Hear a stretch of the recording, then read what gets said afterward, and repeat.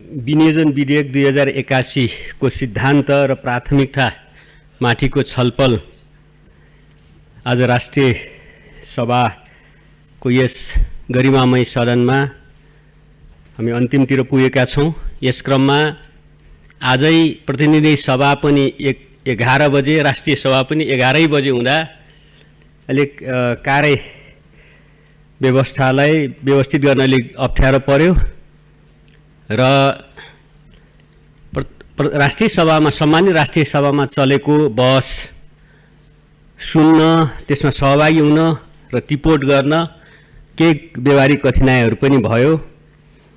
म प्रतिनिधि सभातिर थिएँ, त्यहाँ म यता आउँदै गर्दा त्यहाँ बोल्ने मान्य सदस्यले मन्त्रीको खोजी भइसकेपछि फेरि फर्केर बाटोबाटै फर्केर म चाहिँ फेरि त्यहाँ सहभागी भएर आएँ। अहिले पनि त्यहाँ हाउस चलिरहेको छ।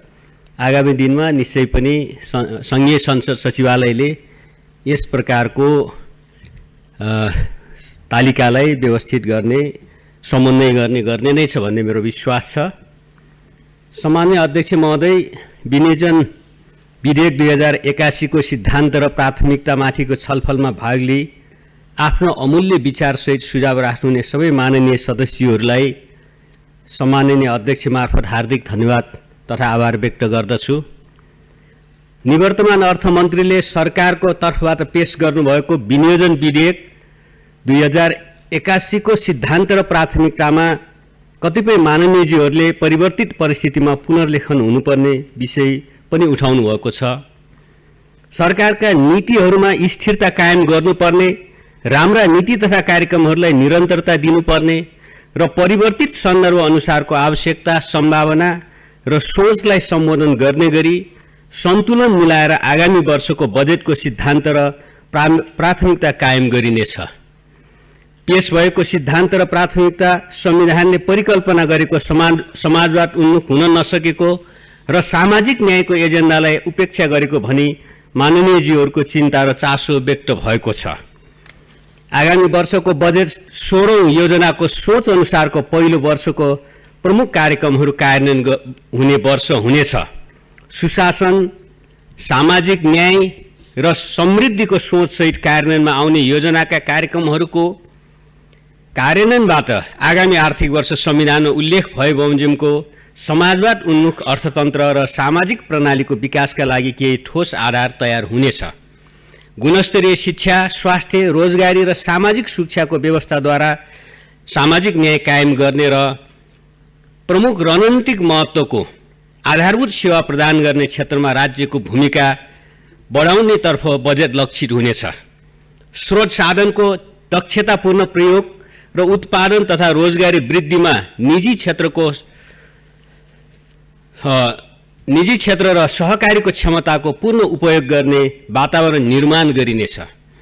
समृद्धिमा मात्र नभई सामाजिक न्याय सहितको समृद्धिमा हाम्रो जोड रहने भएकोले बजेटमा सामाजिक न्यायको पाटो उपेक्षामा नपर्ने कुरा स्पष्ट पार्न चाहन्छु। माननीयज्यूहरूबाट मुलुकको वर्तमान आर्थिक अवस्थाप्रति चिन्ता व्यक्त भएको छ। अर्थतन्त्रमा देखिएका चुनौतीहरूका साथै लघु वित्त, मित्रब्याजी र सहकारी क्षेत्रमा रहेका समस्याका विषय उठाउनु भएको छ। सरकारमा सामेल गठबन्धनका तर्फबाट हिजो मात्र साझा न्यूनतम कार्यक्रम तथा साझा सङ्कल्प पत्र जारी भएको छ। सो सङ्कल्पको प्रमुख जोड नै शिथिल रहेको अर्थतन्त्रलाई चलायमान बनाउन र अर्थतन्त्रमा देखा परेका विभिन्न चुनौतीहरूका साथै मित्रब्याजी पीडित सहकारी र लघु वित्तको समस्या समाधान गर्न विभिन्न कदम चाल्नमा रहेको छ। आगामी आर्थिक वर्षको बजेट उक्त सङ्कल्प पत्रको कार्यान्वयनमा केन्द्रित रहने भएकोले यसबाट अर्थतन्त्रले नयाँ गति लिने र हाल देखा परेका समस्याहरू समाधान हुने विश्वास दिलाउन चाहन्छु। मित्रब्याजी, सहकारी र लघु वित्त सम्बन्धी समस्या समाधान गर्न हालै मात्र विभिन्न कदम चालिएको र त्यसको नतिजा सकारात्मक देखेको कुरा माननीयजीहरूलाई अवगत गराउन चाहन्छु। उत्पादन र उत्पादकत्व वृद्धिमा जोड दिई हाल व्याप्त बेरोजगारी र युवाहरूको बढ्दो पलायनको विषयमा समेत यहाँहरूले सरकारको ध्यानाकर्षण गराउनु भएको छ। अर्थतन्त्रमा हाल देखा परेका विभिन्न समस्याहरूको प्रमुख जरा नै मुलुकभित्र उत्पादन र रोजगारी पर्याप्त मात्रामा नबढ्नु हो। यसको फलस्वरूप ठूलो मात्रामा वस्तु आयात गर्नु परेको र युवाहरू रोजगारीका लागि विदेश पलायन हुनु परेको अवस्था छ। यस कुरालाई मनन गरी आगामी आर्थिक वर्ष उत्पादन र रोजगारी बढाउने साथै ठूलो मात्रामा युवाहरूलाई परिचालन गर्ने कार्यक्रमहरू कार्यान्वयनमा ल्याइनेछ। यसका लागि अहिले नै कार्यक्रम डिजाइन गर्ने कार्य सुरु गरिसकिएको छ। माननीयज्यूहरूबाट संसदमा दिइएका सुझावहरू बजेटमा समावेश हुने कुरामा आशंका व्यक्त भएको छ। विगतका विनियोजन सन्तुलित हुन नसकेको, प्राथमिकताहरूको सही पहिचान हुन नसकेको, पुँजीगत खर्चमा सुधार हुन नसकेको र सामाजिक ऋणको दायित्व बढ्दै गएको लगायतका विषय उठेका छन्। विगतमा बजेटका सिद्धान्त र प्राथमिकता, सरकारको नीति तथा कार्यक्रम र बजेट उप छलफलका लागि पर्याप्त समय उपलब्ध नहुने र संसदबाट प्राप्त सुझावहरूलाई बजेटमा समावेश नगर्ने अभ्यास रहेको थियो। सम्माननीय प्रधानमन्त्रीले गत वर्ष संसदमा व्यक्त गर्नुभएको प्रतिबद्धता अनुसार कानुनमा संशोधन गरी संसदमा छलफलका लागि पर्याप्त समय प्राप्त हुने व्यवस्था गरी नयाँ बजेट क्यालेन्डर निर्माण गरिएको छ भने त्यसै अनुरूप आगामी वर्षको बजेट आउनुभन्दा अगावै गत फागुन 14 गते संसदमा आगामी वर्षको विनियोजन विधेयकको सिद्धान्त तथा प्राथमिकता पेश भएको छ। यो हाम्रो बजेट निर्माणको इतिहासमा निकै ठूलो परिवर्तन हो। यसै अनुरूप बजेटको प्रस्तुति र छलफलपछि संसदबाट प्राप्त सुझावहरूलाई यथोचित रूपमा बजेटमा समावेश गर्ने प्रतिबद्धता व्यक्त गर्दछु। अर्थतन्त्र शिथिल बन्नुका विभिन्न कारणहरूमध्ये पुँजीगत खर्चतर्फ कम रकम विनियोजन हुनु र विनियोजित गरिएको सीमित बजेट पनि खर्च नहुनु एक रहेको छ।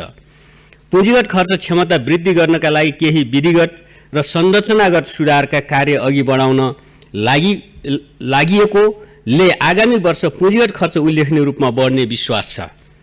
16औं योजनाले तोके बमोजिमका प्राथमिकताका क्षेत्रमा बजेट केन्द्रित हुने र मानव सूचकाङ्कमा पछि परेका क्षेत्र र वर्गको उत्थानको विषयलाई सम्बोधन गरिने भएकाले आगामी वर्षको बजेट प्राथमिकता निर्धारण र सन्तुलित विकासको दृष्टिकोणबाट समेत विशेष हुनेछ।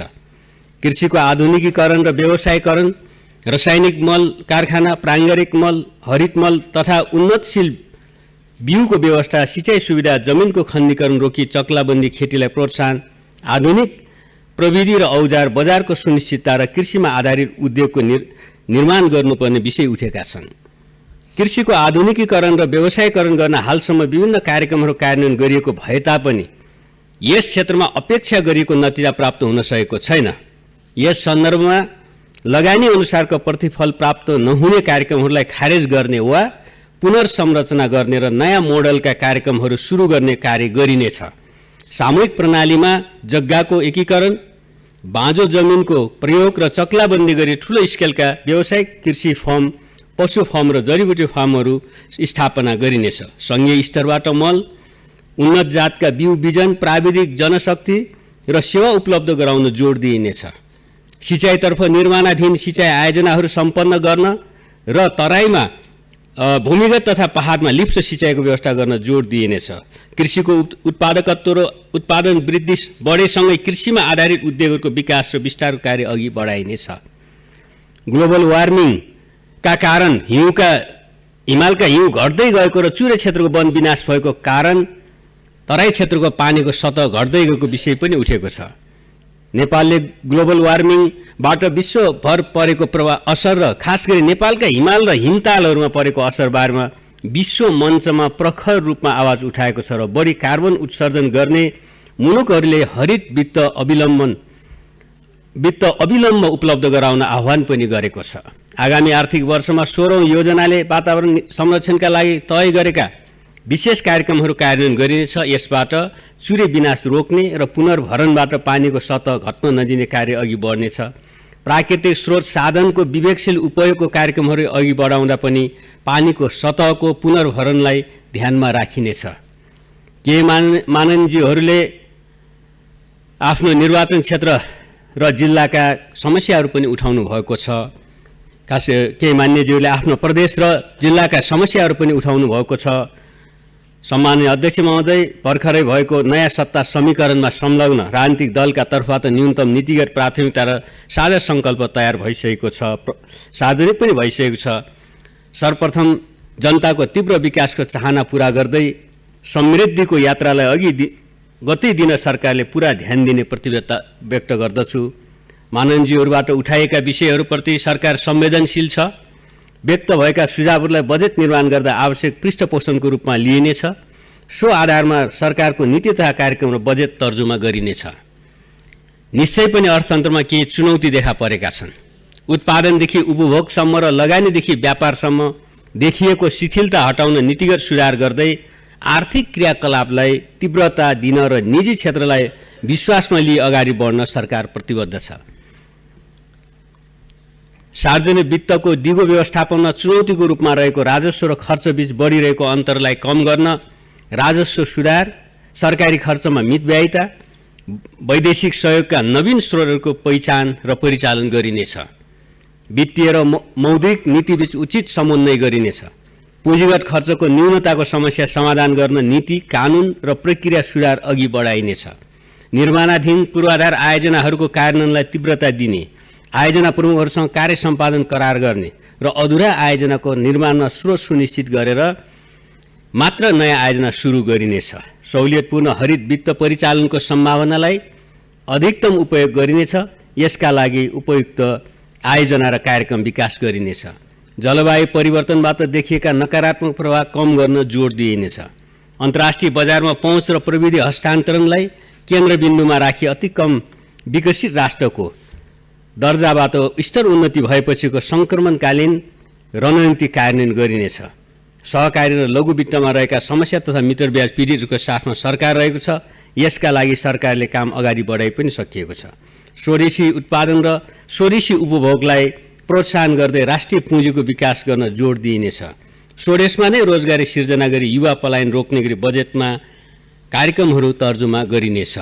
अध्यक्ष महोदय, कृषिलाई आर्थिक वृद्धि, रोजगारी सिर्जना, गरिबी निवारण, औद्योगिकरण, निर्यात व्यापार र आपूर्ति व्यवस्थापन अभिवृद्धिको प्रमुख क्षेत्रका रूपमा विकास गरिनेछ।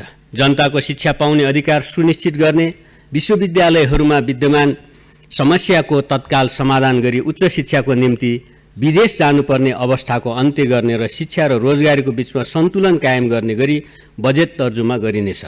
सबै पालिकामा आधारभूत स्वास्थ्य सुविधा पुर्याउने, स्वास्थ्य बीमा कार्यक्रम मार्फत नागरिकको स्वास्थ्य उपचार सहज बनाउने र सरकारी, सामुदायिक र निजी क्षेत्रबाट प्रदान गरिने स्वास्थ्य सेवाको गुणस्तर कायम गर्न जोड दिइनेछ। आवासविहीनलाई सुरक्षित आवास र मर्यादित जीवन उपलब्ध गराउने, सामाजिक संरक्षणका कार्यक्रमलाई निरन्तरता दिँदै स्वदेश तथा विदेशमा ज्याला रोजगारी तथा स्वरोजगारीमा रहेका सबैलाई समेट्ने गरी योगदानमा आधारित सामाजिक सुरक्षा कार्यक्रम अगाडि बढाइनेछ।